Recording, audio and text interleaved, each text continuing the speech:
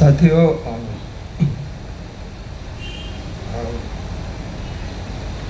काफ़ी बार चाय का भी बात हुआ। हम सभी पीते हैं। और ये चाय मज़दूरों का संघर्ष के बारे में बात करने आए हैं कि इस तरीके का एक प्रोडक्ट कमोडिटी जो हर जगह है, लेकिन वो कैसे आ रहा है, उसका पीछे कहानी क्या है और सालों से, सैकड़ों सालों से क्या कहानी रहा है, उसका कुछ भी ठिकाना नहीं है, कुछ भी पता नहीं है।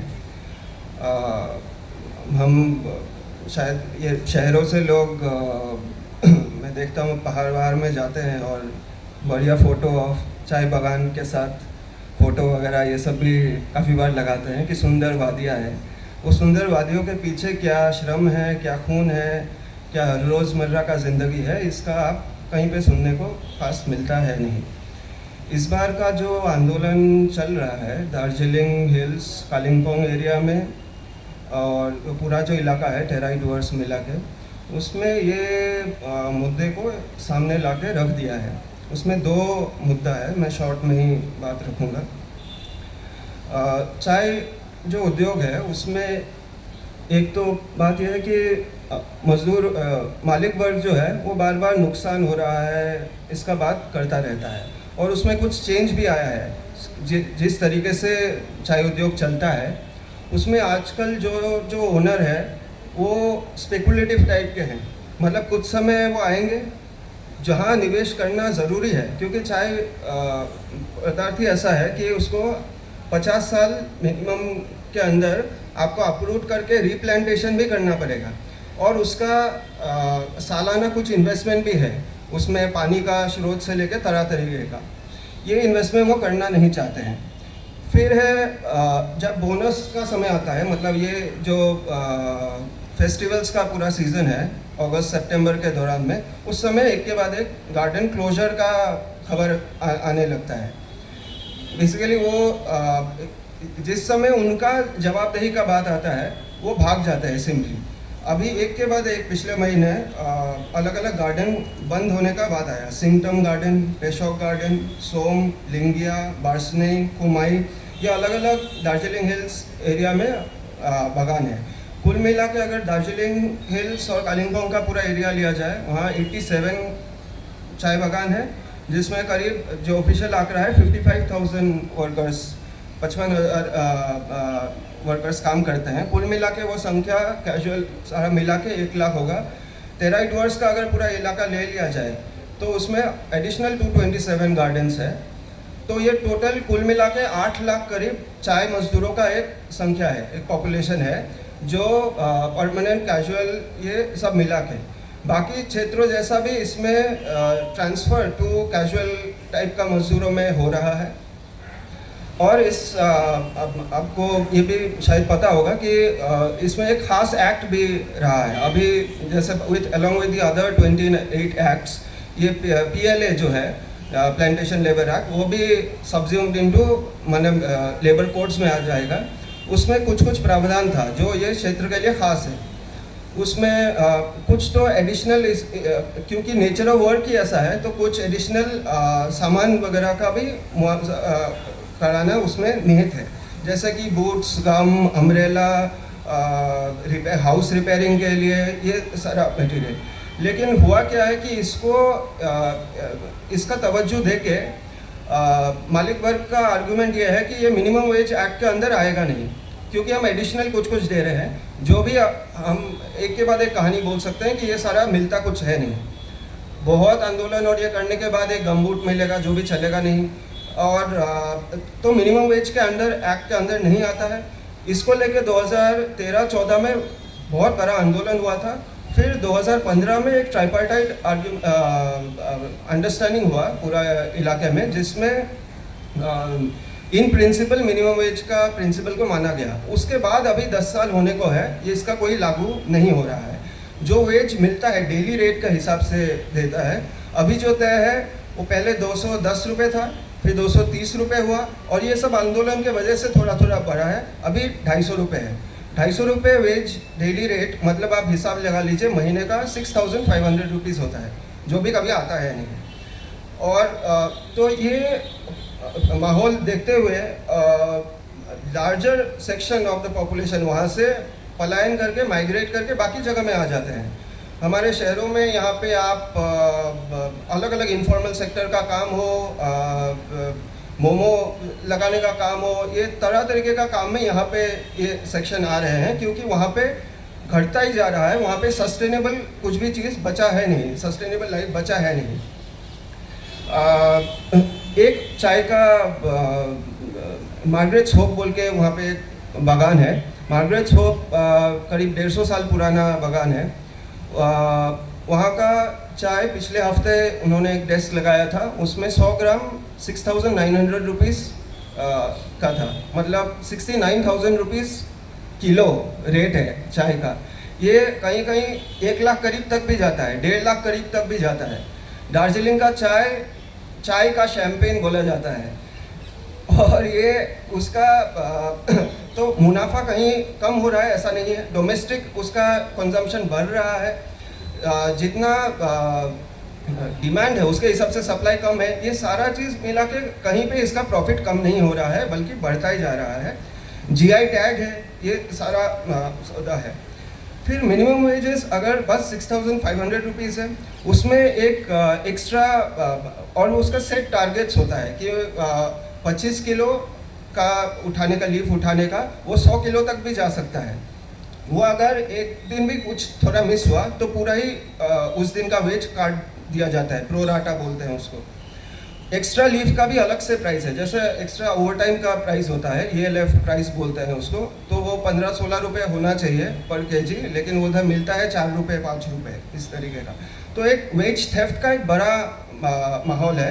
उसका एक एग्जाम्पल मैं देना चाहता हूँ। जो अभी पिछला जून 25 तारीख से एक आंदोलन चला, वहाँ पे एक बागान है लॉन्ग व्यू बोल के, वहाँ पहले 1200 मजदूर हुआ करते थे। ये सारा सिस्टम का वजह से घट के 300 मजदूर तक आ गया है। उसके ऊपर काम का भी प्रेशर काफ़ी ज़्यादा बढ़ गया है। ये लॉन्ग व्यू बागान में ये पंखाबारी एरिया में है, मिरिक जाने के रास्ते में। उसमें एक आंदोलन जून 25 तारीख से शुरू होके पेंडिंग वेजेस लेके था। पेंडिंग वेजेस कितना है? पेंडिंग वेजेस ये 300 वर्कर का जो है, उसमें 6 महीने का पुराना पेंडिंग वेजेस नहीं दिया है। मैं जो बोल रहा था कि बाकी वर्कर मालिक लोग भाग जाते हैं कम्प्लीटली, पुराना काफ़ी सारा पेंडिंग वेजेस ड्यू है। उसमें PF का पैसा है, काफ़ी ज़्यादा PF का पैसा है। ये पर्टिकुलर गार्डन में ये है कि 6 महीना का पुराना वेजेस नहीं दिया। बोनस पिछले 2 साल का, 2022 का, 23 का, ये नहीं दिया, और PF का एडिशनल पैसा है। ये कुल मिला के अमाउंट होता है 17 करोड़ 300 वर्कर का। मतलब ये छोटा मोटा वेज थेफ्ट नहीं है। आप एक एक वर्कर का उस हिसाब से कुल मिला के हिसाब लगाओगे। एक छोटा गार्डन का मैं एग्जांपल दे रहा हूँ, 300 वर्कर है जिसमें, उसमें 17 करोड़ अनपेड ड्यूज है। मतलब सीधा सीधा वेज थेफ्ट है। जो सबसे गरीब हिस्सा है उससे आप और सबसे ज़्यादा लूट रहे हो, जो 6,500 रुपीज़ डेली कमाता है। इसको लेके ये आंदोलन लगातार चला।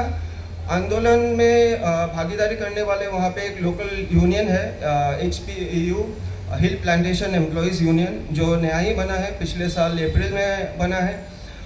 वो आंदोलन में काफ़ी स्वतःस्फूर्तता रहा, महिलाओं का लीडरशिप रहा।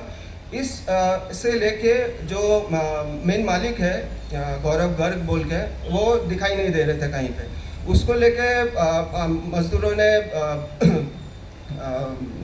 पुलिस स्टेशन में मिसिंग पर्सन्स रिपोर्ट भी लिखवाया कि भाई साहब दिख नहीं रहे हैं कहीं पे, जहाँ पे पैसा देने का टाइम आता है। और फाइनली काफ़ी प्रेशर्स के बाद सेटलमेंट हुआ, और सितंबर 6 को यह आंदोलन एक जीत दर्ज करता है, जिसमें इन प्रिंसिपल वो मानता है कि वो 17 करोड़ रुपए दिया जाएगा। उसका अभी 10% दे चुके हैं, और ये आंदोलन से बाकी पूरे इलाके में एक जोश भी भरा।